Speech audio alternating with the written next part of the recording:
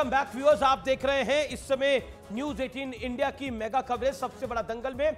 और नंबर आप देख रहे हैं ऊपर स्क्रीन पर, इंडिया अलायंस 234, 291 एनडीए का। अमित शाह ने भी ट्वीट कर दिया है और अमित शाह ने बहुत स्पष्ट रूप से लिखा है कि प्रधानमंत्री श्री नरेंद्र मोदी जी के नेतृत्व में एनडीए को लगातार तीसरी बार सेवा करने का मौका देने के लिए देश की जनता को कोटि कोटि नमन। लगातार तीसरी जीत ये स्पष्ट कर दिया है कि जनता का विश्वास सिर्फ और सिर्फ मोदी के साथ है। यानी अब ये बात स्पष्ट है कि नरेंद्र मोदी अगले प्रधानमंत्री होंगे, क्योंकि सबसे बड़ा गठबंधन, सबसे बड़ा दल बीजेपी है।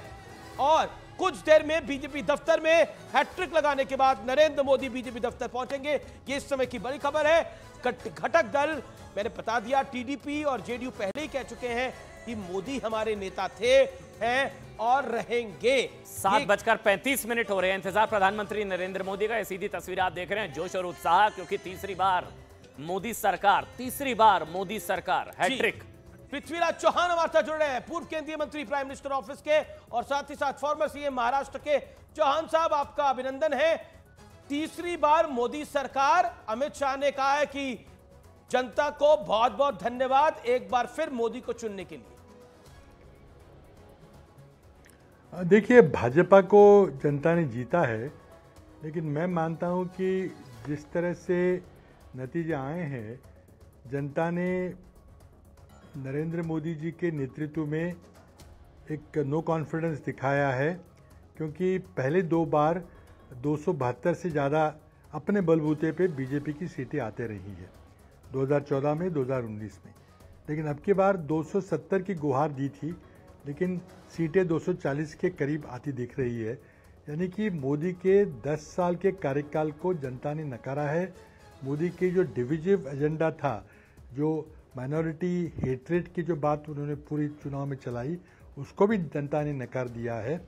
मैं समझता हूँ कि इस हार की सबसे बड़ी पार्टी तो वो ज़रूर बन गए हैं, लेकिन कहाँ 370, कहाँ 400 पार और कहाँ इनकी 240 सीटें आए, इसकी नैतिक जिम्मेदारी नरेंद्र मोदी को लेनी चाहिए। पर मैं ये समझने का प्रयास कर रहा हूं, पृथ्वीराज जी, आप बड़े वरिष्ठ हैं। My humble question to you and direct question to you is this, कि आप कह रहे हैं कि बीजेपी की हार, मतलब अगर 242-44 सीटों के साथ सिंगल लार्जेस्ट पार्टी है बीजेपी, तो ये बीजेपी की हार है तीसरी बार। अगर बीजेपी सिंगल लार्जेस्ट पार्टी बन के आ रही है, तो किस तरह से हार है ये भारतीय जनता पार्टी की? और 100 सीटों के साथ कांग्रेस की जीत हो गई है। की गुहार दी थी। देखिए, आपके पिछले चुनाव में 304, 303 सीटें आई थी, उसके पहले 282 आई थी, अब की मात्र 240 है। तो क्या आपकी लोकप्रियता का ग्राफ ऊपर जा रहा है या नीचे जा रहा है? देखिए, जो ग्राफ नीचे जा रहा है, इसका मतलब ये है कि लोगों ने आपके 10 साल के कार्यकाल को नकारा है, आपके प्रचार को नकारा है। ठीक है, सबसे बड़ी पार्टी अब बने जरूर है और कुछ सीटें, लेकिन किसी और को मैंडेट दिया भी तो नहीं है। उन्होंने बोला कि उन्होंने बीजेपी का नंबर कम जरूर कर दिया है, लेकिन ये कहा है कि हमें चाहिए मोदी, लेकिन हमें गठबंधन के साथ मोदी चाहिए। अब बीजेपी अपने बूथे पे 240-42 है।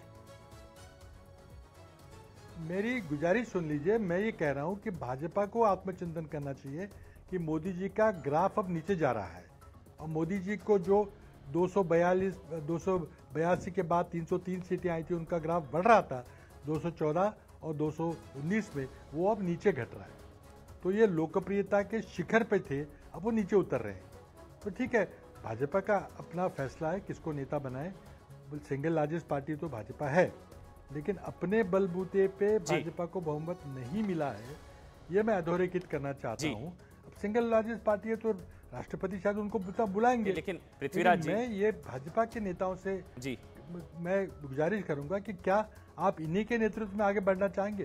क्या मोदी जी का ग्राफ नीचे बढ़ रहा है? नहीं पृथ्वीराज जी, इसको लेकर ये प्रचार काउंटर आएगा कि लगातार तीसरी बार नेहरू के रिकॉर्ड की बराबरी, दिल्ली, एमपी, उत्तराखंड, हिमाचल, गुजरात में क्लीन स्वीप, कल अरुणाचल, आज ओडिशा में सरकार, नवीन पटनायक अपनी सीट हार गए।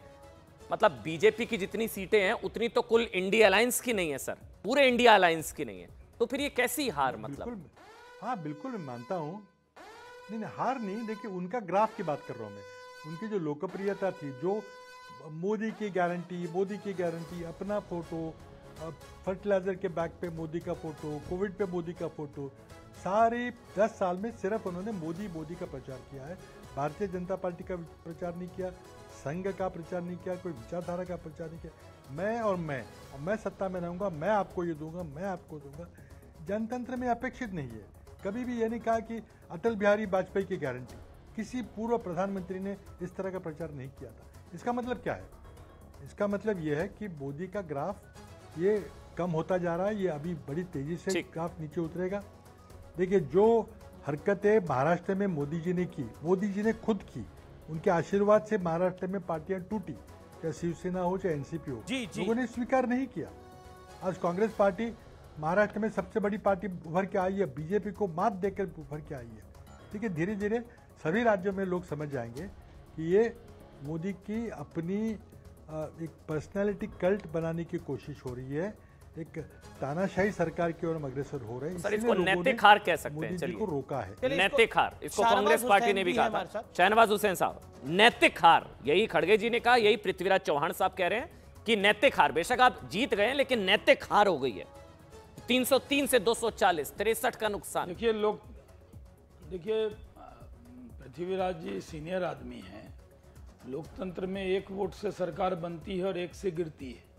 हमारे नेता अटल बिहारी वाजपेयी जी ने जब एक वोट की कमी हुई तो सरकार छोड़ दी थी, और यहाँ हमें 292 मिल गए, नैतिक हार हो गई। लगातार तीसरी बार मोदी जी के नेतृत्व में जनता ने मोहर लगा दी और नैतिक हार हो गई। कोई छोटी बात समझ रहे हैं? लगातार तीसरी बार प्रधानमंत्री बनना, वो भी जनता के आशीर्वाद से, ये बहुत बड़ी बात है। लोकतंत्र में हम तो अटल बिहारी वाजपेयी जी के कैबिनेट में थे जब आप जान रहे हैं कि एक वोट से सरकार चली गई थी, एक सीट नहीं थी तो उन्होंने सरकार छोड़ दी थी। और यहाँ 292 है, जनता का मैंडेट है। ठीक है, हमारी सीटें उतनी नहीं आई है और वो जितनी उम्मीद थी उससे कम आई है। 303 से 240 रह गई। मोहम्मद की सरकार है। 303 से 240 रह गई। अरे साहब, क्यों? हमने बिहार में 40 सीट है और बिहार में हम और जेडीयू और रामविलास जी की पार्टी सब लोग मिल के लड़े, तो सब लोग मिल के ही लड़े ना एनडीए के तौर पे। वहाँ तो आप इंडिया अलायंस को 233 गिन रहे, और जिसमें भी ममता जी साथ नहीं थी। आम आदमी पार्टी दिल्ली में अलग लड़ रही थी, पंजाब में दोनों आमने सामने लड़ रहे थे, वायनाड में खुद कम्युनिस्ट पार्टी के नेता राहुल गांधी के सामने एनी राजा लड़ रही थी। उनको तो आप जोड़ दे रहे हो और हम इकट्ठे होकर लड़े तो हमारी गिनती नहीं है। वाह, ये क्या फॉर्मूला है? हम तो एक इंटरेस्टिंग पॉइंट है जो शाहनवाज हुसैन कह रहे हैं, उनकी नैतिक हार हो गई 240-42 पे, और दूसरी तरफ